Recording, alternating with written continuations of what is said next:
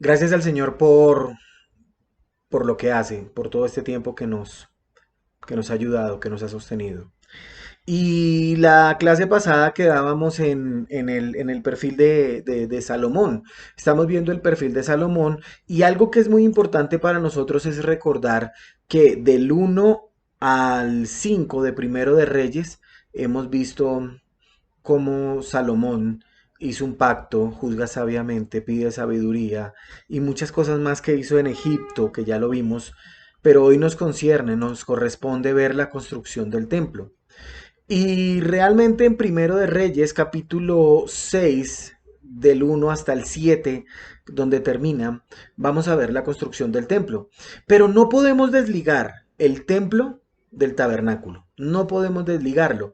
El tabernáculo se utilizó desde el Éxodo como lugar de reunión y del culto al Dios vivo y verdadero.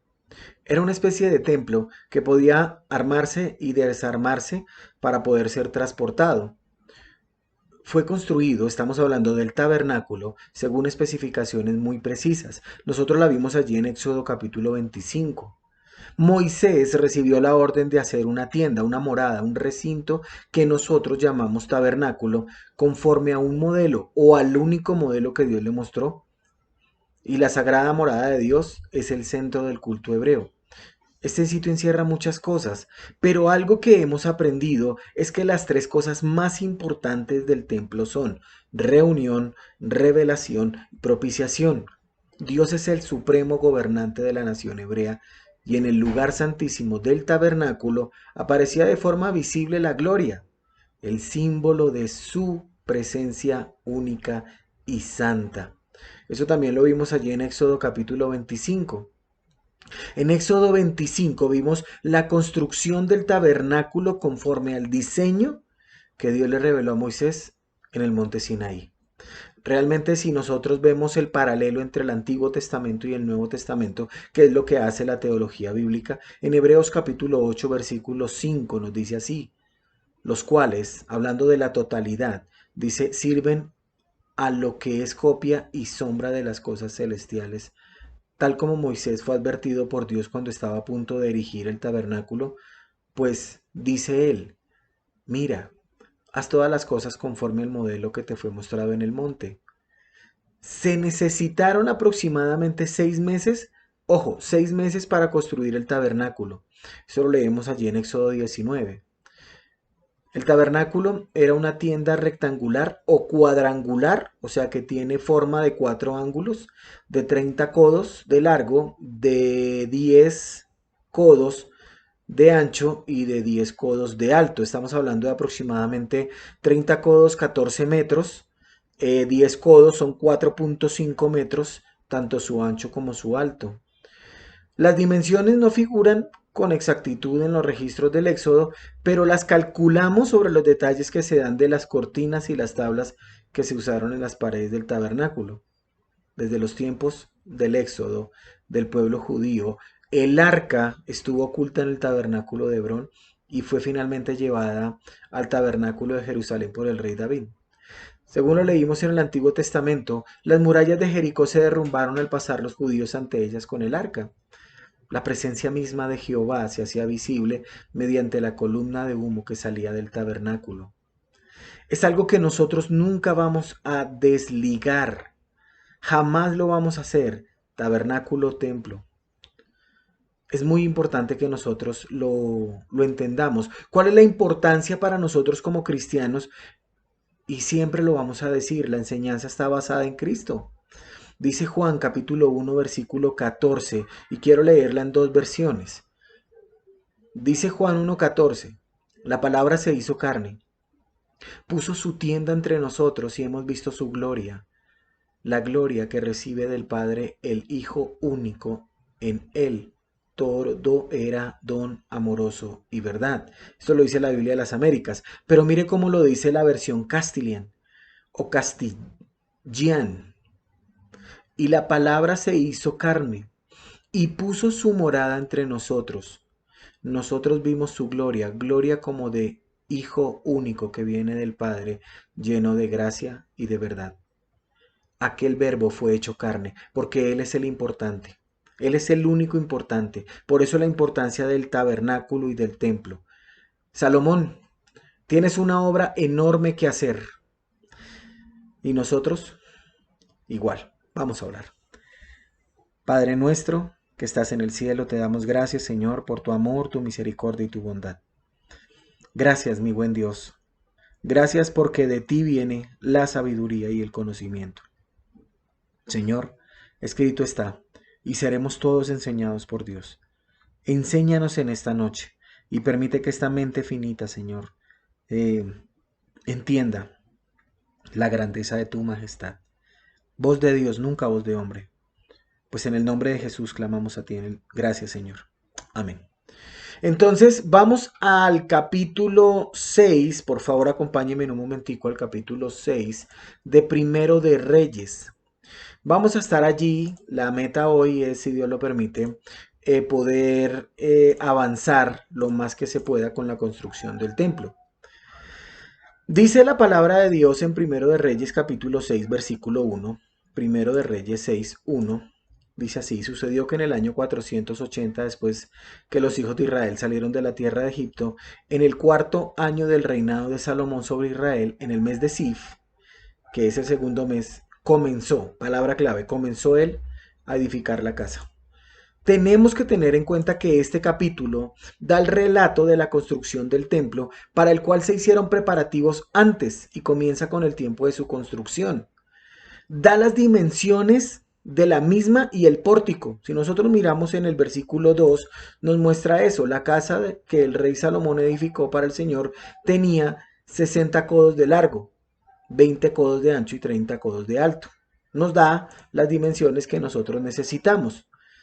Observa también las ventanas, lo vamos a ver en el versículo 4, si leemos allí, versículo 4 dice, también para la casa hizo ventanas con celosías, y también nos dice que Salomón recibió una palabra del Señor en relación con él. En el versículo 11 viene una promesa y luego continúa el relato acerca de las paredes de la casa y el piso de la misma, desde el 6, Primero de Reyes 6, 15 en adelante.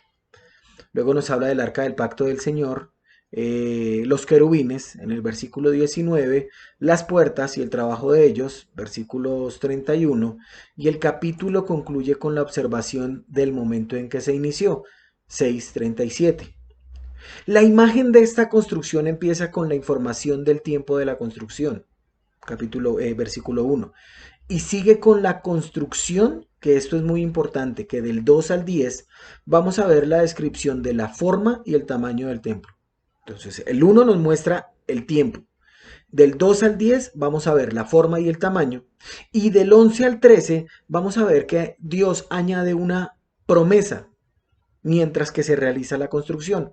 Para terminar del 14 al 36, las construcciones internas y los adornos del lugar santo. Eso es lo que nosotros tenemos que ver y vamos a comprender, si el Señor lo permite, en este capítulo 6 y 7.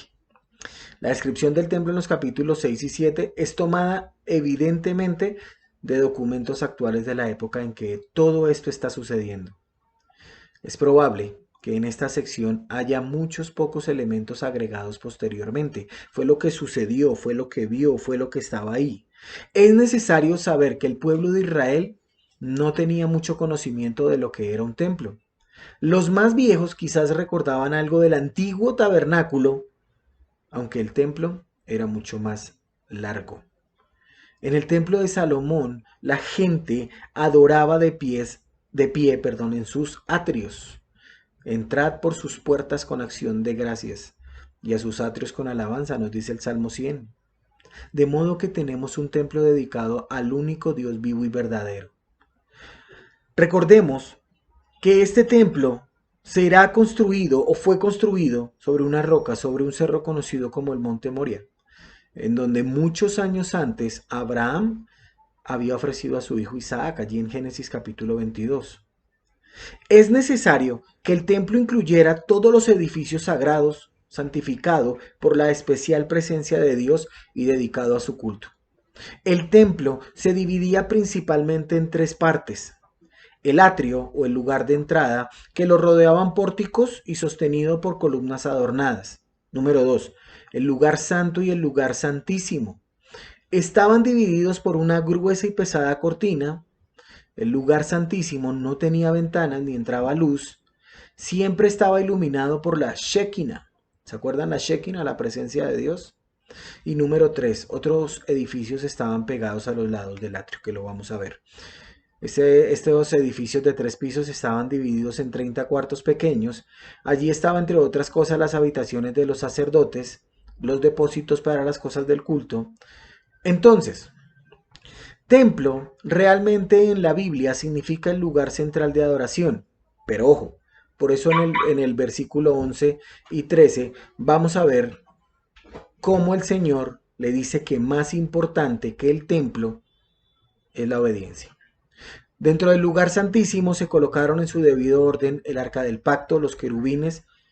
Luego vamos a ver el altar, el lavatorio y otras cosas que enseñan lecciones espirituales. Por ejemplo, ¿cómo yo, siendo un hombre pecador, podía entrar en la presencia de Dios y tener el perdón de mis pecados? Es algo muy importante. Y algo que tenemos que recordar es que la casa, aunque no era muy grande, sí era muy lujosa. Para enseñarnos una idea ligera, que basta decir que las paredes fueron revestidas con la mejor madera del Líbano y recubiertas con oro. Y es algo muy importante, porque la importancia de esta época es mencionada por el hecho de que el tiempo de la construcción del templo no solo fue definido según el año del reino de Salomón, sino también acorde a la salida de los israelitas. Habían pasado 480 años desde que los israelitas habían salido de Egipto. Eso es algo muy importante y por eso la Biblia lo incluye allí en 6.1. Luego del 2 al 10 tenemos la forma y el tamaño. Dice así la palabra de Dios en versículo 2. La casa que el rey Salomón edificó para el Señor tenía 60 codos de largo, 20 codos de ancho y 30 codos de alto. Versículo 3. Y el pórtico delante de la nave del templo tenía 20 codos de largo, conforme al ancho de la casa, y su ancho al frente de la casa era de 10 codos. También para la casa hizo ventanas con celosías. Junto a la pared de la casa edificó pisos alrededor de las paredes de la casa, tanto de la nave como del santuario interior, e hizo cámaras laterales en derredor. El piso inferior tenía 5 codos de ancho, y el del medio tenía 6 codos de ancho, y el tercero tenía 7 codos de ancho, porque por fuera hizo rebajos en la pared de la casa por todo alrededor para no empotrar vigas en las paredes de la casa.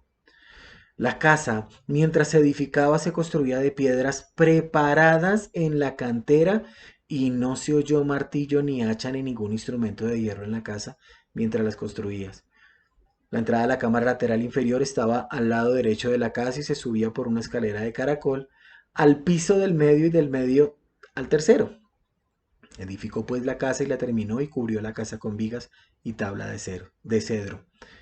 También edificó pisos junto a toda la casa, cada una de 5 codos de alto, y estaban asegurados la casa a la viga de cedro. La casa que el rey Salomón edificó es algo que nosotros tenemos que tener en cuenta. Él se dio cuenta que todo lo que el Señor le había mandado era lo que tenía que hacer. Las dimensiones se dan en una medida normal de la época. Cada palmo, cada codo, tenemos que nosotros mirarlo y vamos a darlo en las dos medidas. El pórtico, dice en el versículo 3, era el espacio cubierto y con columnas que se construyen delante de los templos u otros edificios. Esto se extendía a través del frente. Luego las ventanas literalmente se traducen ventanas de listones cerrados. Era ancha, ancha, y era como en forma así de icono, se tenía que ver ahí, porque tenían que realmente abiertas para dejar salir los vapores de las lámparas y el humo del incienso, pero lo más importante era para que entrara luz. O sea, lo vamos a ver cerrado y luego se ampliaba. Luego dice la palabra de Dios que edificó junto al muro de la casa aposentos. En el versículo 5 y 6 nos muestra esto. Son cuartos o habitaciones de posada u hospedaje. Habían aposentos de 3 pisos, cada piso más ancho que el de abajo, pues los muros eran más angostos. Es muy importante entender que el Señor ordenó que fuesen más o menos en tipo escalera. Venía una pared, un muro aquí, venía otra pared y otro pedazo aquí, de tal forma que por dentro no íbamos a ver ninguna viga. Lo que realmente sostenía la pared era que él descansaba y al otro lado venía la pared. Eso es muy importante de entender. Realmente tenemos que mirar que eso es algo majestuoso, lo que el Señor le dice. Porque aún hoy esto es aplicable. Allí descansaban las vigas del segundo piso. No había necesidad de entrar en la pared porque la viga descansaba allí. Luego la puerta que nos enseña que llegaba hasta las habitaciones y había una puerta principal al lado derecho del muro. En el interior, la escalera de la planta baja era una piedra en forma de caracol que conducía a los 2 pisos superiores. Pero algo que nosotros tenemos que tener en cuenta aquí es el versículo 7. Dice la palabra de Dios que venían piedras que ya traían que estaban acabadas. La edificación del templo fue muy rápida con la utilización de materiales separados y cortados con anticipación y adaptados para que encajaran o ajustaran exactamente. Fueron transportados sobre rodillos al sitio de instalación del templo. ¿Qué tenemos que ver de esto? De la cantera salían, armaban, corrían en rodillos lo que iban armando e iban rearmando. Es algo muy importante que nosotros tenemos que tener en cuenta porque allí el versículo 7 a nosotros nos dice que no se oía nada, ningún ruido mientras la casa se construía. Es muy importante que nosotros entendamos que la solemnidad, la santidad de Dios es lo que nos enseña a nosotros la palabra aquí en Primero de Reyes. Y nos dice lo mismo hoy. Nosotros somos obreros cristianos al ayudar a la construcción del templo del Señor, o sea, su iglesia. Dice Efesios capítulo 2, versículo 20, edificados sobre el fundamento de los apóstoles y profetas, siendo Cristo Jesús mismo la piedra angular, en quien todo el edificio bien ajustado va creciendo para ser un templo en el Señor, en quien también vosotros sois juntamente edificados para morada de Dios en el Espíritu. Las piedras fueron preparadas en la cantera que Salomón tenía a las afueras de Jerusalén. Esta es la importancia del templo. Esto es algo que nosotros tenemos que tener muy, muy en cuenta. Por eso nos enseñan las ventanas, las puertas, la escalera.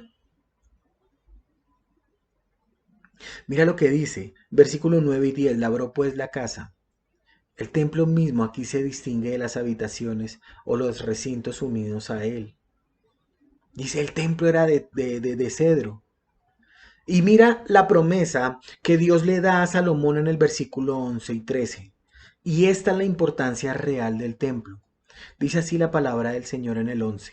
Y la palabra del Señor vino a Salomón diciendo, en cuanto a esta casa que estás edificando, si tú andas en mis estatutos, cumples mis ordenanzas y guardas todos mis mandamientos andando en ellos, yo cumpliré mi palabra contigo, la cual hablé a David tu padre, y habitaré en medio de los hijos de Israel y no abandonaré a mi pueblo Israel. Esto es muy importante que lo tengamos en cuenta. Esta palabra llega a Salomón en el momento preciso, en el momento apropiado, con el firme propósito de alentarlo a que continuara edificando, confirmando nuevamente la promesa hecha a David su padre, pero también para advertirle en contra del orgullo y la vanagloria de suponer que esa construcción, que ese edificio, que ese magnífico templo tendría siempre la presencia y el favor de Dios. La única condición bajo la cual se podía esperar aquella bendición era esto, lo que le está diciendo, guarda en cumplir. Eso es lo que quiere Dios, que andemos, que guardemos y que andemos. Siempre se dice lo mismo, si tú andas, si tú cumples, si tú guardas, el Señor cumplirá. Señor, pero ¿por qué no me bendices? porque tú no estás andando, porque tú no estás cumpliendo y porque tú no estás guardando ni los estatutos, ni las ordenanzas, ni los mandamientos. Ah, es que esto se aplica para nosotros en el día de hoy. Dice que Cristo hizo morada en medio de nosotros. Por eso el versículo 13 sigue diciendo, habitaré en medio de los hijos de Israel y no abandonaré a mi pueblo Israel. Y luego nosotros vamos a ver que del 15 en adelante sigue la descripción de las construcciones internas y los adornos, el recubrimiento. Y en el versículo 15 dice que luego construyó las paredes de la casa, desde el suelo hasta la casa. Pero mira lo que dice el versículo 16. Edificó los 20 codos del fondo de la casa con tablas de cedro, desde el suelo hasta el techo.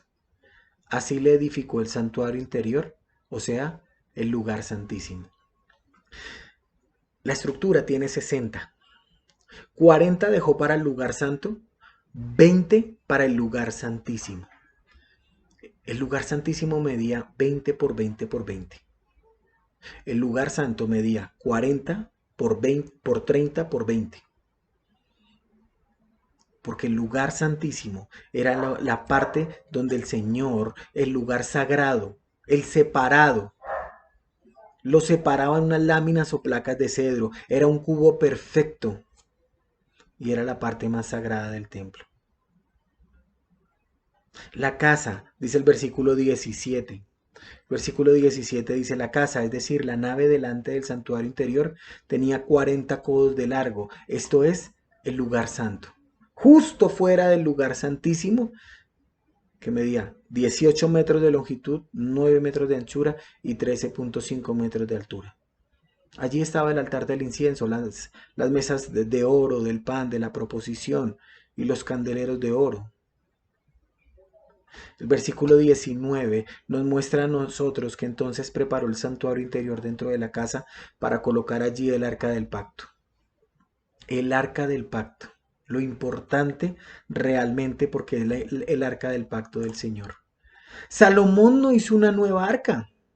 De todo el conjunto de muebles del antiguo tabernáculo, solamente el arca, símbolo de la presencia soberana de Dios entre su pueblo, fue trasladada al lugar santísimo del templo. El lugar en el santuario interior, donde la presencia del Señor realmente se encontraba. Mira lo que dice versículo 23. Versículo 23. También en el santuario interior hizo 2 querubines de madera de olivo, cada uno de 10 codos de alto. Una ala del querubín tenía 5 codos y la otra ala del querubín tenía 5 codos. Ahora bien, un querubín y otro querubín. Dice que tiene 5 codos sus alas. 5 más 5 son 10. Y las otras alas 5 más 5 son 10. O sea que el querubín cubría la totalidad del ancho del lugar santo. Y dice que tenía 10. O sea que cubría la mitad del lugar santísimo. Dice que las alas de los querubines tenían 5 desde la punta de un ala. El otro querubín también medía 10 codos y ambos querubines tenían la misma medida, la misma forma. La altura de uno de los querubines era de 10 codos y asimismo la del otro querubín. 27. Colocó los querubines en medio de la casa interior. Las alas de los querubines se extendían de modo que el ala del uno tocaba una pared y la ala del otro querubín tocaba la otra pared. Sus otras 2 alas se tocaban ala con ala en el centro de la casa. También revistió de oro los querubines. Hasta el 28 nos muestra a nosotros que eran los querubines. Esta palabra representa seres simbólicos y celestiales. Allí en el libro de Génesis se les encomendó guardar el árbol de la vida. ¿Se acuerdan en Génesis capítulo 3? Aquí, una función simbólica similar se les acordó a los querubines de oro que se colocaron a cada lado del propiciatorio, que cubría el arca, porque se consideran que protegían los objetos sagrados contenidos en el arca.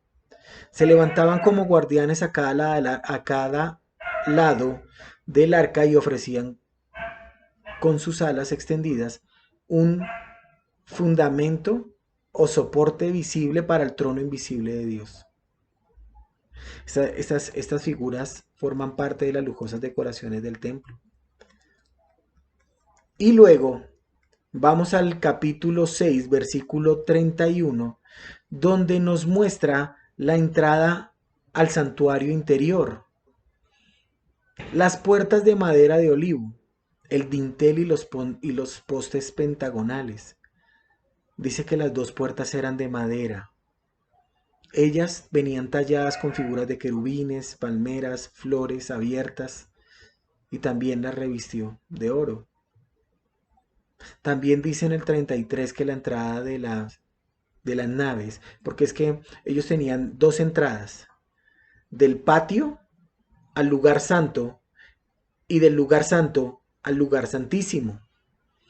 Es algo que nosotros tenemos que tener en cuenta. Cuando nosotros entramos por el patio, encontramos la puerta hacia el lugar santo y luego al lugar santísimo. Y es allí donde nos dice que la entrada del santuario, la entrada al lugar santísimo desde el lugar santo era a través de estas dos puertas de madera de olivo, pero también había un velo.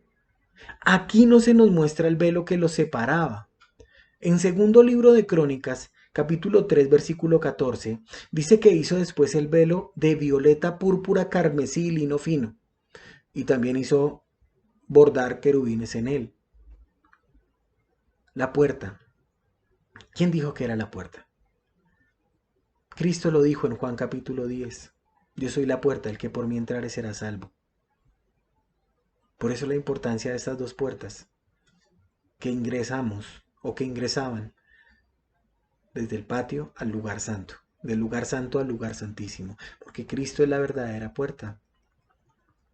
Luego nosotros miraremos aquí en el versículo 36 el atrio interior. Edificó el atrio interior con 3 hileras de piedra labrada y una hilera de vigas de cedro. El atrio interior, llamado también atrio de los sacerdotes, rodeaba el templo y solo podía ser usado por los sacerdotes. Está el templo, está un patio, que atrio también significa patio, está un patio que era el patio de los sacerdotes. Y dice que su muro era bajo, muy bajo, que el pueblo podía ver por encima de él. Este espacio abierto pero cercado que rodeaba el templo era también conocido como el atrio de los sacerdotes o el atrio de arriba. El versículo 37 nos enseña a nosotros cuando, leámoslo, en el cuarto año, en el mes de Sif, se echaron los cimientos de la casa del Señor. Y en el año 11, en el mes de Bul, que es el mes octavo, la casa fue acabada en todas sus partes y conforme a todos sus planos, dice que la edificó pues en 7 años. En el cuarto año se echaron los cimientos, el edificio se empezó a construir en el segundo mes del año cuarto y terminado en el octavo mes del año 11 del reinado de Salomón, comprendiendo un periodo de 7 años largos, que aquí se calculan realmente en números redondos. Insistimos, no fue algo muy grande, pero sí algo muy espléndido. Se necesitó gran cuidado, mucha habilidad y una buena distribución del trabajo. El inmenso número de obreros empleados junto con la preparación previa de los materiales sirve para explicarnos a nosotros el tiempo tan corto ocupado en el proceso de construcción. Es algo que nosotros tenemos que tener muy en cuenta. A veces nosotros creemos o anhelamos que las cosas sean rápidas. ¿Cuánto tiempo? 7 años. Pero cuánta gente invirtió o tuvo que recurrir Salomón para que eso llegase a ser una realidad. A veces nosotros queremos que todo sea rápido. Estás pasando por una prueba, por una aflicción, tranquilo. Tiempo es lo que hay, pero a veces lo que no tenemos son ganas. Y si nosotros vamos al capítulo 7, dice un título grande: Salomón construye su palacio. Salomón edificó su propia casa y en 13 años la terminó toda. O sea, 20 años duró Salomón edificando. ¿Qué edificó? La casa del bosque del Líbano, 100 codos de largo, 50 codos de ancho, creo que era un poquitico más grande, cubierta de cedro, 3.000 hileras, 3.000, versículo 4, 3.000 hileras de ventanas. Hizo el pórtico de las columnas de 50 codos de largo, Versículo 7, hizo el pórtico del trono donde había de juzgar. Versículo 8, la casa donde él había de morar, en otro atrio, dentro del pórtico. En sí nos narran hasta el versículo 12 la casita, la pequeña casita de Salomón, su palacio, su pequeño palacio, que sí en realidad era más grande. Pero a lo que nosotros nos compete saber en esta noche es el mobiliario del templo. El templo ya está listo. Pero ahora necesitamos entender que hay un mobiliario, unos muebles para el templo. Versículo 13. Y el rey Salomón envió a buscar a Hiram de Tiro. Si nosotros nos damos cuenta, la Biblia nos especifica que Hiram era de Tiro. Y aunque tenía el mismo nombre hebreo, este hombre es diferente al rey de Tiro que vimos allí en Primero de Reyes 5:1. Este Hiram tenía un padre de Tiro, pero su madre era de la tribu de Neftalí, según nos dice segundo libro de Crónicas 2:14. También nos dice, si leemos bien, que era de la tribu de Dan. Posiblemente un versículo se refiere a su lugar de nacimiento y el otro a su lugar de residencia. Mire lo que dice, versículo 14. Este era hijo de una viuda de la tribu de Neftalí y su padre era un hombre de Tiro, artífice en bronce. Estaba lleno de sabiduría, inteligencia, pericia para hacer cualquier obra en bronce y él vino al rey Salomón e hizo toda su obra. ¿Cuál era su obra para ti, mi querido Hiram? Posiblemente, como ya lo vimos, a ver, ¿qué es lo que le manda Salomón a hacer a Hiram? Porque si nos damos cuenta, allí en Éxodo capítulo 31, lo que Salomón le pide hacer a Hiram fue exactamente idéntico a lo que se le mandó a hacer a Bezaleel, el artesano que hizo lo del tabernáculo. ¿Qué incluyó la obra de Hiram? 2 columnas, Jaquín y Boaz, el altar de bronce, el mar de metal, las basas, los utensilios de bronce y algunos artículos de oro, nos dice también la Biblia. 2 columnas. Dice que había una columna de bronce a cada lado de la entrada del templo. Cada una tenía 18 codos. Parece ser que cada columna 8.1, 3 personas agarradas de la mano alrededor era lo que eran estas columnas. Mira lo que dice el versículo 15. Fundió las 2 columnas de bronce, la altura de una columna era de 18 codos y un cordel de 12 codos medía la circunferencia de las dos. Dice que hizo 2 capiteles de bronce fundido para colocarlo en las cabezas de la columna. La altura de un capitel era de 5 codos.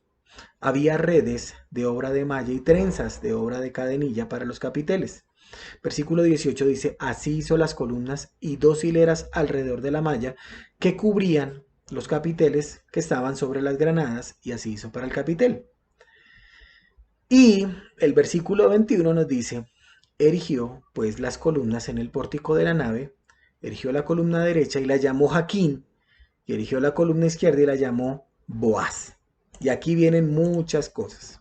Entonces, dice que hizo 2 capiteles. En la parte superior de la columna adornó según el estilo arquitectónico a que corresponde, de bronce, para colocarlos en la parte superior de las columnas. Los remates también eran de bronce y añadían a estas 2 columnas 2.5 metros más de altura. Dice que hizo las cadenas colgantes, o sea, eran unas trenzas a manera de red, obra que se asemejaba a ramas de palmeras o guirnaldas tejidas en forma de cadena para formar algo así como una corona. También dice el versículo 18 que tiene granadas, uno de los frutos de la tierra prometida. Era algo muy decorativo, muy popular, que se usaron en el borde también de las vestiduras sacerdotal de Aarón. Dice que tenía flores, o sea, adornos hermosos. Eran semejantes a los tallos, a las hojas y a las flores de lirio. Pero aquí viene algo que todo el mundo se ha preguntado. Bueno, ¿y por qué le colocó nombres? ¿Por qué Jaquín y Boaz? ¿Por qué no le colocaba de otra forma? Realmente hay muchas, muchas, muchas interpretaciones, muchas posiciones, muchas especulaciones. Vamos a ver unas de esas. Dice que estos nombres eran simbólicos e indicaban la fortaleza y la estabilidad, no del templo material, porque realmente estas columnas también fueron destruidas junto con el templo. Algunos hablan del reino espiritual de Dios que estaba simbolizado en el templo. Otras dicen que las dos columnas gemelas frente al pórtico representaban la completa sumisión y confianza de Salomón en el Dios del pacto davídico. Otra, Jaquín, significa él establece y Boaz, en él hay fuerza. Es probable que cada nombre recuerde las promesas dadas a la casa de David. Otra, algunas personas, algunos eruditos consideran que representaban dos enormes candeleros colocados como símbolos de la luz eterna del Señor. También es otra suposición. Dicen que los nombres son palabras iniciales de dos frases referidas al rey. Jaquín sería el comienzo de la frase el Señor establecerá el trono de David para siempre, o sea, Jaquín. Y Boaz iniciaría la frase en la fuerza del Señor se alegrará el rey. Otra, Jaquín significa él, es decir, Dios establecerá su templo, su iglesia y su pueblo, y Boaz significa en él está la fuerza. Por lo tanto, estos pilares, que son eminentemente fuertes y estables, eran tipo de esa fuerza que estaba en Dios. Hay tantas y tantas interpretaciones. Lo cierto es que tienen nombre. La Biblia dice que se terminó la obra y que así la expuso. ¿Tenemos que saberlo? Es importante. Es muy importante porque está escrita. Luego, en el versículo 23 al 26, dice que hizo el mar de metal fundido. Imaginémonos una taza gigante, enorme, hecha de bronce. 5 codos y 30 codos de circunferencia. Estaba muy bien adornado por calabazas, 10 en cada codo, rodeando por completo este mar. Este mar de bronce realmente sí es una taza muy, muy gigante, pero estaba fundida en una sola pieza. Y dice la Biblia en el versículo 25 que esta pequeña tacita descansaba sobre 12 bueyes. 3 miraban al norte, 3 miraban al sur, 3 miraban al este, 3 miraban al occidente. Y dice que estos bueyes, sobre el lomo descansaba este mar de fundición. Esto era un enorme pilar de bronce, era una pila de bronce gigante para el agua. Era redonda, medía 4 metros y medio de borde a borde. Su altura era de 2 metros y 25 centímetros. Y su circunferencia de 13 metros y medio.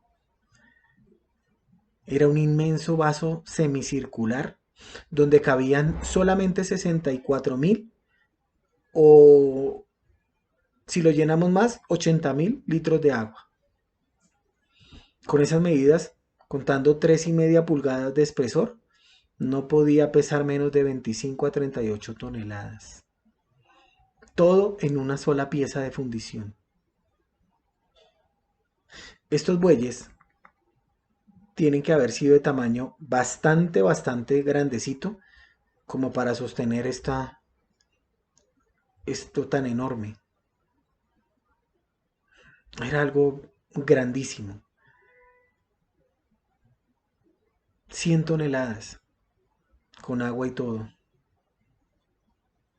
Dice la Biblia en versículo 38. Vamos al versículo 38 del capítulo 7. Dice así la palabra de Dios. También hizo 10 pilas de bronce. En cada pila cabían 40 batos. Cada pila medía 4 codos y sobre cada una de las 10 basas había una pila. Entonces colocó las basas, 5 al lado derecho de la casa y 5 al lado izquierdo de la casa. Si nos paramos, la puerta dorada queda mirando hacia el oriente. Entramos, allí pasamos el atrio, o los atrios, porque son tres. Y luego lo que nosotros tenemos que mirar es que allí es muy importante ver que al lado y lado colocó cinco, eran como especie de carritos. Cada uno medía 4 codos, era un cuadrado perfecto de 4 codos, pero 3 codos de altura. Estos carritos, estos carritos eran con 4 ruedas. Realmente lo que Irán hizo aquí fue algo preparado correctamente, hábilmente adaptados a un propósito. Eran todos exactamente iguales, porque 5 colocaron a un lado y 5 colocaron al otro. Ahora imagínate por un momento. Tenemos el mar de bronce, enorme, a la izquierda de la entrada del templo. Tenemos 5 basas a un lado y 5 basas al otro. Y en el medio, el templo. Estas basas eran capaces de sostener 1200 litros de agua, o sea, más de 1 tonelada. O sea que con toda esta cantidad de agua, más o menos 2 toneladas pesaba. En el versículo 40 nos dice que también hizo lavamanos, palas, tazones, y nos termina diciendo la Biblia que Hiram terminó todo el trabajo que el rey Salomón le había asignado que hiciera para el templo del Señor. Hiram terminó. Versículo 45. Dice así: los calderos, las palas y los tazones, todos estos utensilios que Hiram hizo para el rey Salomón en la casa, eran de bronce bruñido. Bruñido. Es decir, bronce alisado con brillo, limpio, brillante, resplandeciente. Las palas se usaban para recoger las cenizas que luego se recogían en los tazones, y era la idea de poner las cenizas del altar con las palas, o sea, eran unas escobas para barrerlas, y las vasijas debían recibir la sangre de los sacrificios y rociarlas. Estos mismos útiles servían para el mismo propósito en el tabernáculo. Todo esto, todo esto que estamos viendo es un gran esfuerzo que hizo Salomón. Explicarlo así nomás es más forzoso, pero realmente la Biblia a nosotros nos permite imaginarnos esta clase de cosas. Versículo 46 dice que el rey fundió en la llanura del Jordán, en las tierras arcillosas entre Sucot y Zaretán. Este era el lugar idóneo para un buen proceso metalúrgico porque abundaban en arcillas apropiadas para moldes.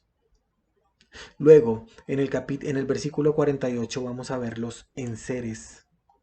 Y Salomón hizo, versículo 48 del 7, y Salomón hizo todos los utensilios que estaban en la casa del Señor: el altar de oro, la mesa de oro, los candelabros de oro. Nos dice que 5, está hablando del lugar santo. 5 a un lado, 5 al otro. También nos habla de las flores, las lámparas, las tenazas de oro, las copas, despabiladeras, tazones, cucharas, incensarios de oro puro, goznes para las puertas. Y en el 51 dice: así fue terminada toda la obra que el rey Salomón hizo en la casa del Señor. Y Salomón trajo las cosas consagradas por su padre David, es decir, la plata, el oro, los utensilios, y los puso en los tesoros de la casa del Señor. Todos los utensilios mencionados en estos versículos eran para ser usados en el lugar santo del templo y corresponden a utensilios similares del tabernáculo. El altar de oro reemplazó el altar del incienso. Las 10 mesas de oro con sus utensilios reemplazaron la mesa de madera de acacia. Los 10 candelabros reemplazaron el candelabro de oro, la menora. Un altar de oro, el altar del incienso. Estaba delante del lugar santísimo. Una mesa también de oro. Los candeleros, candelabros, 10 candelabros o candeleros de oro que están directamente delante del lugar santísimo. 5 a cada lado. Daban un pasillo de luz.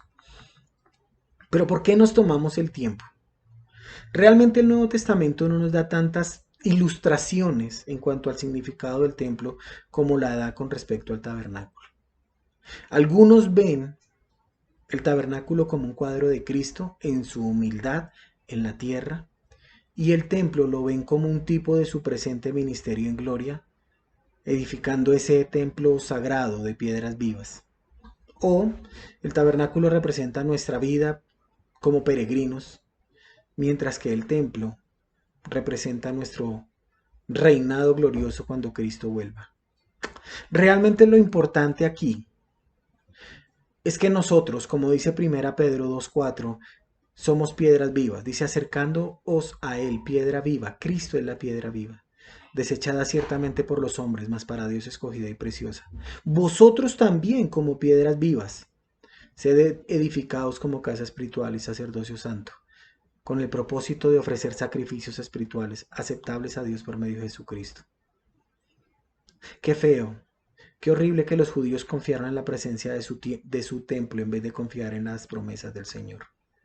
Porque en menos de 500 años destruyeron este templo cuando llevaron cautivos a los judíos por sus pecados. Lo importante de esto es allí en 1 Reyes 6, 11 al 13. Subrayémoslo. Dios le recordó a Salomón que lo importante es obedecer su palabra, no construir un gran templo. Dios nos recuerda a nosotros que lo importante es que seamos edificados en su palabra. El Evangelio nos permite creer, crecer y madurar. El Evangelio nos enseña a nosotros que somos esas piedras vivas que debemos ser edificados a través del Espíritu Santo y su palabra. Mi oración, nuestro ruego como iglesia, es que seamos edificados para poder edificar a otros, siendo obedientes en la única palabra de Dios. ¿Eres obediente a la palabra de Dios? ¿Realmente has entendido lo complicado que es el templo? Y Dios dice, yo no quiero eso. Yo quiero que me obedezcan. Uy, hermano, o sea que todo este complique para decir, sí, lo único que Dios quiere es obediencia. Él no quiere sacrificios, Él no quiere construcciones. Él quiere que nosotros seamos obedientes, sinceros, honestos, porque Él es santo. Él ha de juzgarnos. Él quiere que nosotros seamos el templo del Espíritu Santo. No contristéis el Espíritu Santo, del cual tú y yo somos templo. Ese es el verdadero templo. ¿Qué tal tu huésped? Porque Él entra en ti, mora en ti, vive en ti, habita en ti. Él no nos desamparará. Él te guía, Él me guía, Él está a mi lado, Él está conmigo. Él quiere obediencia. Por eso nos tomamos el trabajo de mirar esta hermosa edificación, esplendorosa edificación, majestuosa edificación. Y se resume solamente en esos versículos. 1 Reyes 6, del 11 al 13. Salomón, si tú realmente andas en mis estatutos, en mis decretos, si tú realmente haces lo que yo quiero que tú hagas, eso es lo más importante. Anda, cumple y guarda. Andas en sus estatutos, cumple sus ordenanzas, guardas todos sus mandamientos. ¿Ya hablaste con él hoy? ¿Ya abriste su palabra? ¿Estás listo para encontrarte con tu Señor? Vamos a orar. Padre, te damos gracias por todo lo que nos das, gracias por todo lo que haces. Señor, esta mente finita quiere entender lo majestuoso de tu palabra. Señor, en el plan de redención sabemos perfectamente que Cristo es la puerta. En el plan de redención sabemos perfectamente que Cristo vino a ser morada aquí, en medio nuestro. Señor, te pedimos por aquellos que nos oyen. Gracias te damos. En el nombre de Jesús. Amén. Muchas gracias, bendiciones y bonita noche.